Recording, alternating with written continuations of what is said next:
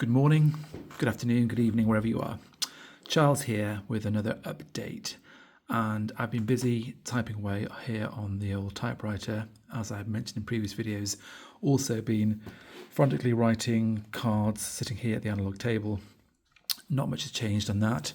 I've written a thank you letter for today, which is here. I can't really reveal the address, which is going to go out this evening to somebody. So still handwriting letters of gratitude, of thanks, whenever possible. Trying to do it daily. Doesn't always come off. Did a 30-day challenge. You can see previous videos on that. But yeah, all is going good and still loving the Analogue side of things. And just wanted to talk about something. I've just been writing some cards this afternoon on a subject which was kind of newish to me, and it's not something I was familiar with. I came across and thought might be of interest. And it's all to do with the measurement of time. And as you see here, I've written about here, and it's what I'm talking about. Enough to zoom in slightly. It's to do with Chronos and Kairos, which are Greek, ancient Greek philosophies or interpretations of time. So Chronos is quantitative time. So it's this time you can measure. This is what we're familiar with. We live by Chronos. It's clock time. It's minutes, seconds, hours, where you schedule time and this constant rolling of time. Whereas Kairos is the bit that's really interesting, and that's qualitative, and that measures moments. And I think we'll come on to that, where we have Kairos moments throughout our day lives, and we just don't seem to perhaps make the most of them or acknowledge them. So here are the notes. Sort of Chronos induces, we'll read this kind of together. Chronos induces a sense of stress or urgency as we race to meet deadlines, schedules. Chronos marches on relentlessly. Kairos is non-linear and unpredictable, catching that perfect moment. It is about rhythm and flows, embracing uncertainty. Kairos invites us to be open and ready for moments of random spontaneity, inspiration, or creativity. We all know about Chronos, just look at your calendar. But we need to leave space for Kairos, unplanned downtime. And that's kind of what I talk about. I've got another card here I've written a bit more about. We'll kind of come on to in a moment. And I mean, let's read through it anyway. That's the second part is, let's read through it together. Say no to overloading your calendar. Put down your phone. Respond to intuition. If you think of someone, reach out to them. Where Chronos is by the book and follows the sequential order of seconds, minutes and hours, Kairos takes courage to break free from the obligations of Chronos. Imagine Chronos as the canvas and Kairos as the art. I love that. And read that again. Imagine Chronos as the canvas of your life and Kairos as the art. Allow Chronos to keep you on track, but when Kairos calls, let it dance. I also put a note there to do with Stoicism and the Logos kind of theory, which we'll come on to. But I think this all kind of comes back to Analogue again. This is the sort of Kairos time where Chronos seems to embrace digital. Chronos is about pinging messages, to me anyway. It's about scheduling calls, scheduling virtual meetings. It's about putting time into each other's say calendars and sending emails and demanding of each other. And Kairos is kind of that time in between, that time where you're not looking at anything, where you're allowing inspiration or creativity to creep into your life. But I don't think we necessarily leave much of that time anymore. And obviously the ancient Greeks acknowledged this. They knew all about this. So they were kind of way further ahead in that respect.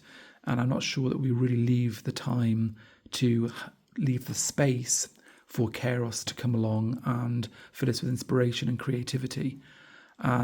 So, I mean, that's something to reflect on. And I think when you sit down, you write and you journal, I think that's when it gives you time then to notice moments. And we've all seen it. I kind of see Kairos as that kind of those moments almost when time stands still, when you're in the sense of flow. And it might be a sunset. It might be, I don't know what, just a moment where perhaps you're doing something and everything just slows down. I think that's what we're looking for when we're thinking of, for me anyway, we're looking for Kairos. And as opposed to that Chronos where it's just everything is a bit more superficial, but things are mapped out, planned out, timings. And obviously, as I said there, Kairos can happen on top of Kairos. So you can have a lunch appointment booked perhaps, which is a Chronos time sequential, got to be there at 1 p.m. But Kairos might be that moment of a wonderful conversation or a time for perhaps I don't know, a touching moment perhaps where you're sharing something, some insight, or some deep moment that occurs, which is a Kairos moment.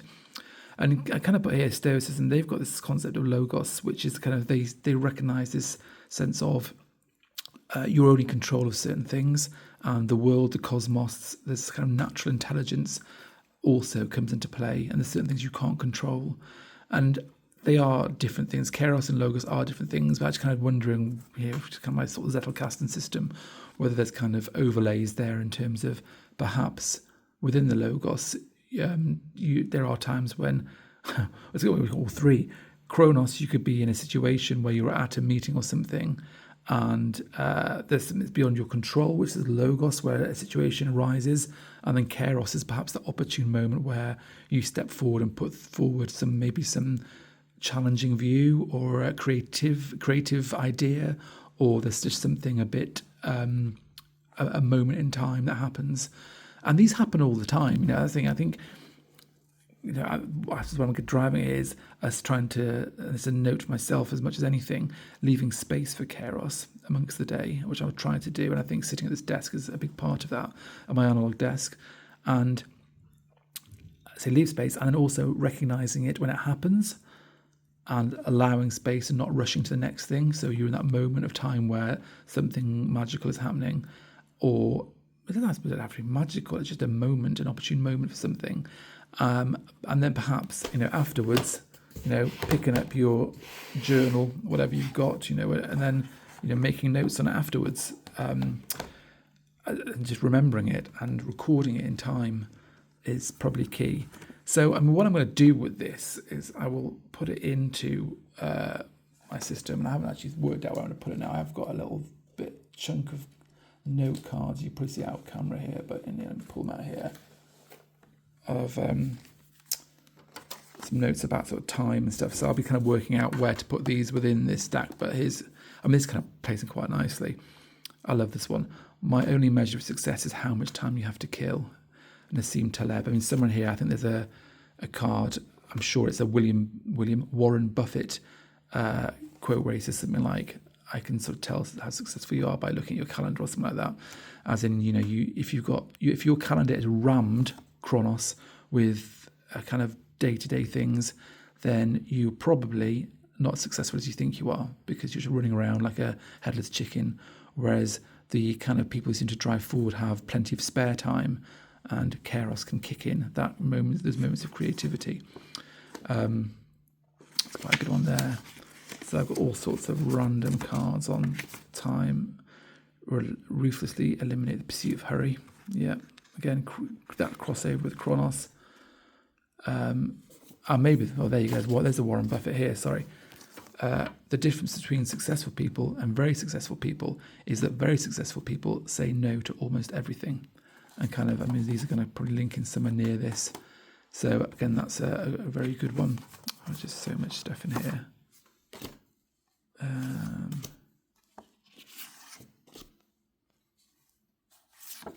You won't have to read my writing. Don't worry, I can't, just about. So anyway, I'll find a place for it in here. There will be a place, or start a new section, but I think it's going to go somewhere around that saying no. So that the no bit to invitations, it will be the Chronos element to then free up space and time for those Kairos moments. So that's where I'm at with this at the moment. I think I just want to share that with you. I'm going to just, there's more kind of work I'm going to do on this and thinking around Kairos and cards, I'll probably write. And I stumbled upon it a few weeks ago in a book about, what was the book? And the book was really good. I'll have to dig it out, or maybe I'll pin it as a comment, what the book was called. It's something like, it's all about making space in your life and time, taking time out, and the benefits of stepping out of the Chronos and into the Kairos. And there's a chapter on Chronos and Kairos, and that's kind of what led me to sort of start digging around it even more. So I think two important concepts to be aware of. I think we're well aware of Chronos, but how aware are you of Kairos? Please leave your comments on that. Be really interested in understand your thoughts. If you've liked this, please like, subscribe, all those good things. And see you in the next one. Take care. Bye-bye.